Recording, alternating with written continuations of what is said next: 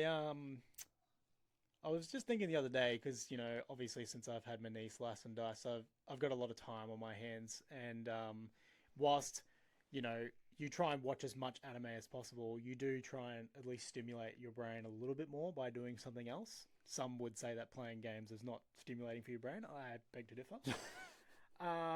But I um, was thinking the other day, I have the Dragon Ball Sparking Zero game. Good game, don't get me wrong.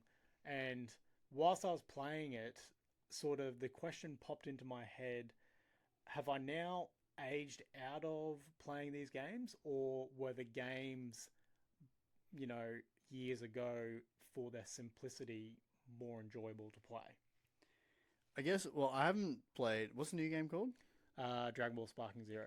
Yes, I haven't played Sparking Zero, but is it like an open world game? A bit more open world than probably what you'd be used to, which is probably the goat of Dragon Ball Z games, Dragon Ball Z Budokai Tenkaichi 3. The absolute goat.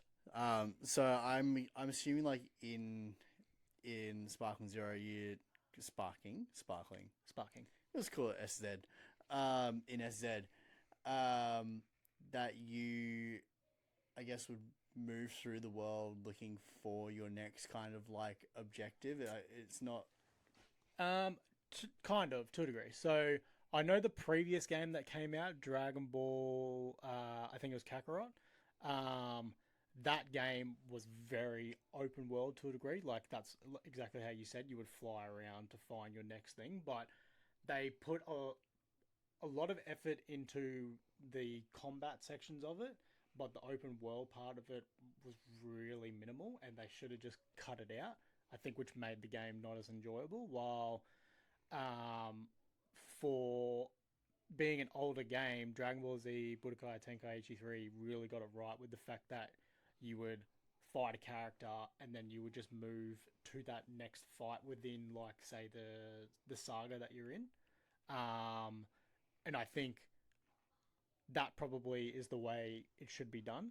Yeah, I feel like games like Dragon Ball Z, like you don't buy it for the open world exploration aspect. And I think that when I think of back when I played Dragon Ball Z games like like Budokai Tenkaichi, those sort of games, you did that element of it was removed, and like you say, you just kind of go sort of fight to fight to fight and follow the story along.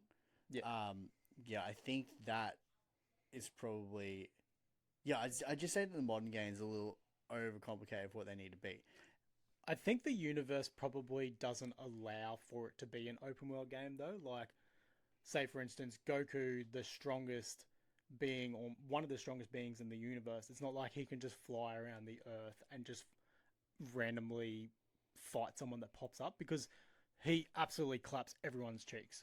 Yeah, And it's not like Frieza or Cell just hiding around the corner because I think there would be a big issue if Frieza or Cell were just literally walking the streets. I think you got a problem. yeah, just roaming.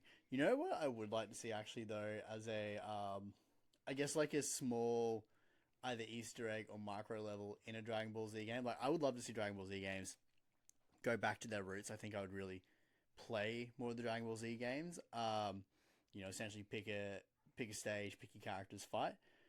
But I do think what would be quite funny as an Easter egg or a small mini level or side mission would be playing as either Goku or Piccolo trying to get your driver's license. Oh yeah, that would be probably one of the best games to play, I think. Yeah. But I think the universe doesn't allow for open world capabilities. While I think if you played maybe like a Naruto game, I think it probably would allow for more open world capabilities because whilst Naruto is powerful, I think the power scaling is not so drastically different.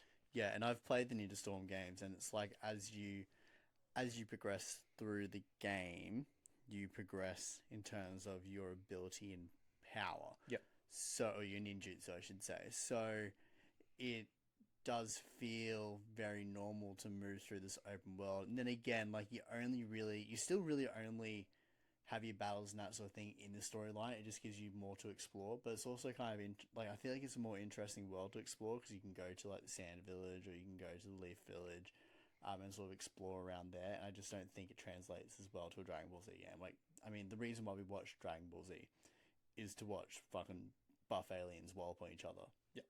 And it's just kind of what you want to do when you play Dragon Ball Z. Yeah, 100%. You want to pick your favorite character, you want to be able to cycle through their transformations, and you want to be able to do their strongest Kai Blast at another character. Yes, or spam that, like, one quick attack that always stops your opponent from getting up, then your younger brother gets the shits of you and throws your remote. Yep, 100%. Fuck you, Lawrence. But, I mean, I guess everyone's way that they play games is different.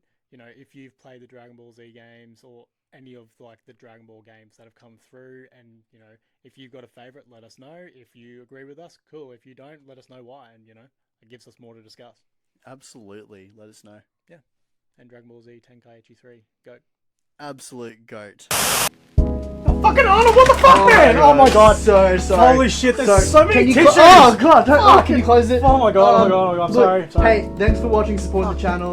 If you want to help us make more content like this, hit us up on our Patreon, links in the comments below. The mouse is all sticky! Oh my god.